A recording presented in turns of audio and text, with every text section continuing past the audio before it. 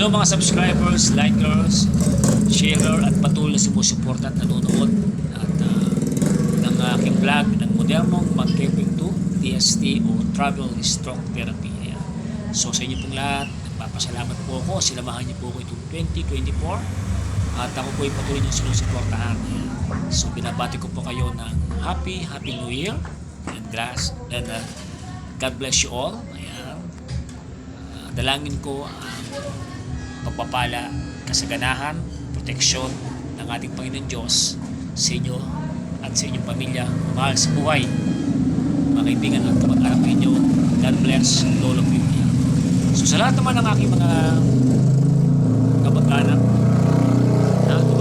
ng aking father side, sa inyo lahat dyan, binabati ko kayo sa mga salak, lapos, binabati ko kayo lahat dyan ng Happy New Year. God bless all of you. At sa mother side ko naman, Alarcon, Yukol, Viladjan, God bless to all of you. At sa lahat ng mga kapatid ko, sa inyong pamilya, God bless to all of you. Happy New Year. Pagpalain ka ng Diyos at ingatan sa inyong nakbayan, especially sa this prosperous New Year na inyong harapin. God bless to all of you. At sa aking mga anak, sa kanilang pamilya, sa aking mga po, God bless to all of you. Happy New Year. So, ito rin po sa mga tropa dito, sa mga kaibigan natin lahat, mga basketballista, sa inyo po lahat dyan, yung mga pangalan nyo, lahat kayo dyan. Yan, mga kaibigan natin, mga sumusuporta po sa akin, yan, nababagaling din, sa inyo pong lahat dyan, Happy New Year, mga kaibigan natin dyan, Happy New Year, God bless you. Mga magkano ko, mga pinsan ko, lahat kayo, binapati ng modernong mga kepeng, maraming salamat sa inyo. God bless to all of you. Sa lahat po ng mga inactive natin, naging inactive natin yung stroke patients natin, binabati ko rin po kayo ng Happy New Year and God bless to all of you. At sa mga active naman na pasyente ko, maraming pong salamat sa inyo sa patuloy nyong pagsuporta at sa paniniwala nyo kay modernong mag-camping sa aking stroke speedy recovery program. Maraming salamat po sa inyo. At ito po yung aking yung program na kayo ay pagalingin sa pamamagitan po ng pananiwala ko sa Diyos, sa aking pinag-aralan ng technique, sa aking pagsisikap, tiyaga, proper coordination. Siyempre kasama dyan yung tinatawag na yung pag-check up ninyo, yung proper time ninyo, so kasama yan, and proper coordination sa nag-aalaga sa inyo. So, iba-iba po natin yan noong 2025. Kailangan natin talagang alam po natin na napakahirap po ng buhay ngayon, napakahirap ang bilhin ngayon ng mga gamot, etc. Napakahirap. Itong 2025 ay dalangin ko ang kasaganahan po sa ating lahat. Pagpapala, pag-ibig, malasakit. Ito yung kailangan natin ngayon. Malasakit, pag-ibig, paniniwala sa Diyos, forgiveness, pagpapatawad, pagbibigayan, unawaan. So physically, ito po yung spiritually. Ito po yung share ko lang sa inyo na spiritually na mga galing to sa Bible na aking sinipi na paborito ko rin pag nagkasal kami ng mga pasyente ko. Ito yung John 14:6. Jesus said, I am the way, the truth, and the life. No one comes to the Father except through me. Tsaka yung John 3:16, so God loved the world, He gave His only begotten Son, that those who believe in Him shall not perish, but have an everlasting life. Samahan pa natin ng Mark 11:22, faith in God, and Mark 11:24, whatever you ask in prayer, believe that you have received. At saka po yung Proverbs 3:5 and 6, you trust in the Lord with all your heart, and do not lean on your own understanding. In all your ways, acknowledge Him, and He shall direct your path. So ito po yung mga verse na to na aking ding sinisipi kapag po nag-pray kami. At saka po yung nag-travel ako, ito yung ginagamit ko rin yung Psalm 27. The Lord is my light and my salvation, whom shall I fear? And the Lord is a stronghold of my life, whom shall I be afraid? At saka yun po yung Exodus 15:26.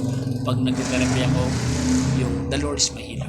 So galing po lahat sa Diyos, sa kanyang basbas, gabay, at ang aking mga kamay ay bilang instrumento ng pagpapagaling ng mga stroke patients. Hindi po ako yung magaling. Ang magaling po yung ating Panginoon Diyos. Ang aking kami po ay bilang instrumento lamang. Kaya nga po modernong Mang-Kepweng, ayan, nag-aral, may paniniwala sa Diyos, dedikasyon, sincere, sa trabaho. Ayan, yun po ang sekreto kung paano magpagaling ng stroke patients. Hindi po ito masama-sama lang. Hindi po ito. Ito po ay lesson sa Diyos, sa pinag-aralan, and dedication, hard work, and proper coordination sa stroke patients at sa kanilang pamilya. So ito po yung mensahe ko po ng sa lahat po. Binabati ko po kayo. Bumabati po si modernong Mang-Kepweng po sa inyo ng Happy New Year and welcoming this 2025. God bless you all.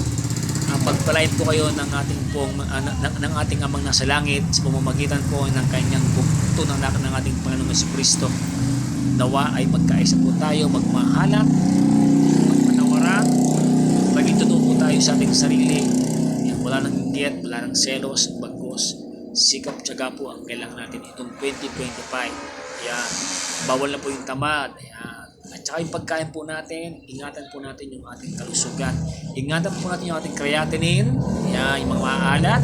Ingatan po natin yung ating sugar, ayan, yung pumapasok. Maraming kanin, ayan, iingatan po natin yan. Yung mga mantika, ingatan po natin yung ating cholesterol. Yung mga too much preservative, hindi po sila bawal. Huwag lang pong sobra. Ayan. Tsaka yung soft drinks, huwag lang pong sobra. So we should be balanced. Kailangan po natin balansin ang ating katawan kasi health is wealth.